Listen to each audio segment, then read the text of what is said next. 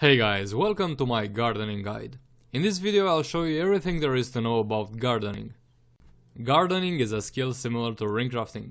It has different tiers that, once unlocked, allow you to grow your own resources so you don't have to collect them in the real world.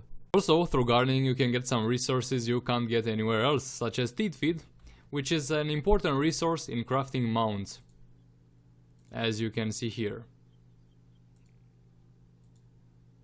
Mastering gardening gives you 375 mastery experience or 3.75 master levels.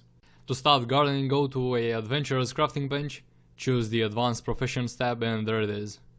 The workbench will require 100 sunlight bulbs, 5 enchanted wood, and 20 shapestone ore. To get your bulbs, you'll need to travel to a peaceful hills biome that looks like this on the map, and there you'll see these huge sunflowers spawning all around, having a bunch of sunballs ready to be collected. I suggest using a mount, cause that makes the collecting process a little bit faster. Enchanted wood is spread all over Fey biome, but it can also be found in cursed or medieval highlands. And the last resource you need in crafting your gardening bench is shapestone.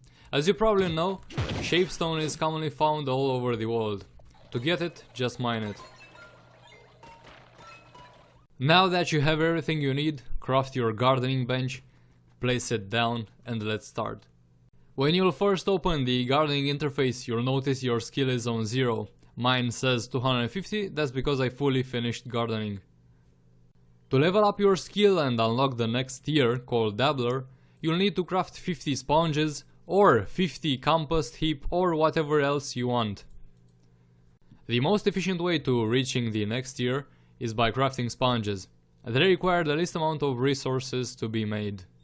I'll now go over every single tier and tell you what's the most efficient thing to craft to get your skill up, and then I'll come back and check what else can you craft. Alright, so when you're newbie you already know you gotta craft 50 sponges. When you reach Dabbler you'll have to craft 50 lava sponge. When you'll be enthusiast you'll be crafting 50 dormant dragon's eye seed. When you reach Gardener, you'll have to craft 50 shady shroom spores. When you'll be a green thumb, you'll have to craft 50 ball seeds. Okay, let's get back now and check everything there is in every single tier. Sponges. As the description suggests, you can use them to collect water. And the way you do that is by crafting them, placing them in your hotbar, and throwing them in the water. As you can see, I just got one water block. Unripe compost heap. This will turn into rich fertilizer. You'll be needing rich fertilizer later on to craft your items. I just crafted 5 of them. To make them grow, place them on the ground, and once they're done, they require like 1 hour to grow.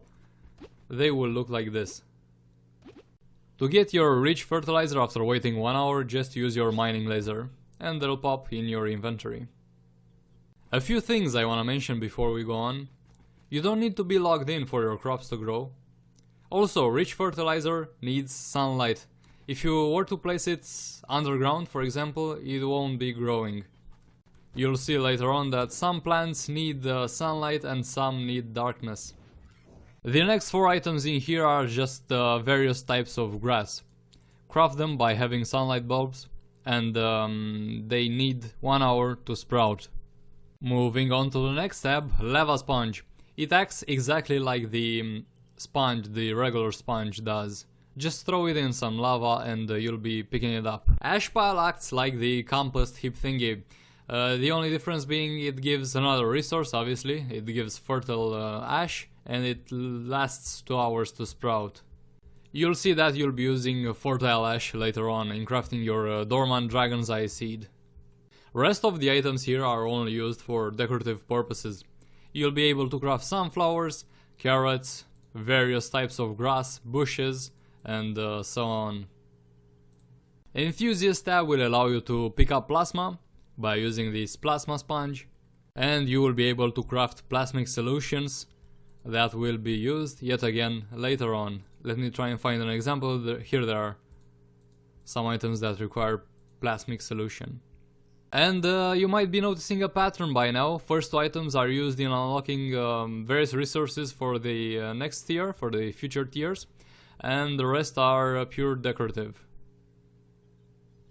I don't think you want me to go over all of them because they are simply props you can place in your clubs or cornerstones. Gardener tab allows you to craft mushrooms, and heads up here, you'll be needing to plant them in a dark area. It even says so, must be planted in the dark to grow. Everything else here is purely decorative, except the steed feed, which is an important resource in making your craftable mounts. Green thumb allows you the ability to craft, actually grow bottles, because that's how gardening works, growing bottles, cupcakes, and enchanted wood. There's also 2 decorative items in here. And finally, the last tab. It allows you to craft a mount that gives 50 mastery points. That's pretty cool. It adds up to the total amount of mastery gardening gives you. Then 2 other resources also used in crafting mounts. I'm not sure about the spring bloom seed, not sure where it's used on. But chestnuts are definitely used in crafting a type of corgi. Rest of the items here are just decorative. And here are some plants that, once fully developed, give you colored blocks. Toms play a role in gardening. There's a tom that gives you 10 rich fertilizer whenever you fill it. And then there's this legendary tom that gives 20 insta-growers whenever charged. Let's test the insta-growers out. So I got 20, I gotta craft some compost. I wanna grow some compost. Let's craft, I don't know, 50. Alright, so I placed my fertilizers on the floor. Now let's see how many insta-growers will I need to make them all grow. Oh, do I have to hold it? I'm not sure how I'm supposed to use them. Oh, just hold it. Okay, so this is the radius. It's pretty decent. I believe if I were to stand in the middle, I would have probably finished them all. That's pretty cool. I recommend you use insta-growers. Alright guys, this was pretty much all there is to say about gardening. I hope you found this video useful, and I hope you enjoyed it. Thank you very much for watching. I will see you on the next one.